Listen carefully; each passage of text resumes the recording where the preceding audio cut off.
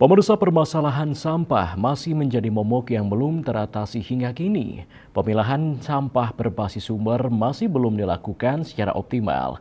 Namun di Desa Bakti Seraga, Kecamatan Buleleng, aktivitas tersebut telah dilaksanakan sejak hampir 10 tahun lalu.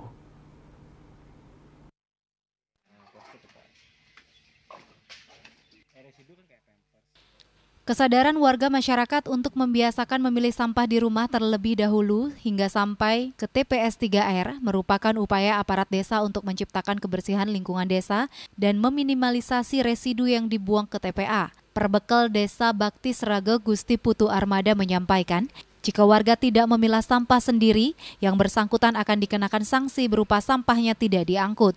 Untuk sampah organik, ibu-ibu PKK mengolahnya di TPS 3R. Sedangkan untuk sampah non-organik, pihaknya juga bersinergi dengan TPST 3R Bakti Seraga Bersih. Sampah non-organik yang sudah dipisahkan terlebih dahulu dari sampah organik sebelum tiba di bank sampah.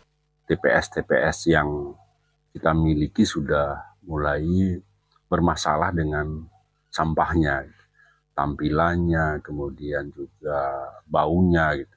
Nah, dari sana kita terus koordinasi dengan tim desa. Kita bersepakat di sana bahwa sampah itu harus menjadi tanggung jawab kita di desa, gimana pun caranya. Sementara Komang Aryawan selaku Ketua TPS 3R Bakti Seraga menjelaskan banyak kendala yang dihadapi dalam mengajak warga memilah sampah sendiri. Namun pihaknya bekerja sama dengan segenap elemen masyarakat desa untuk bersama-sama mengimplementasikan Pergub nomor 47 tahun 2019. Ia menjelaskan setiap jenis sampah akan dipilah di rumah dan diangkut sesuai jenis sampah di hari yang berbeda. Sampah ranting daun, sampah plastik dan sampah residu.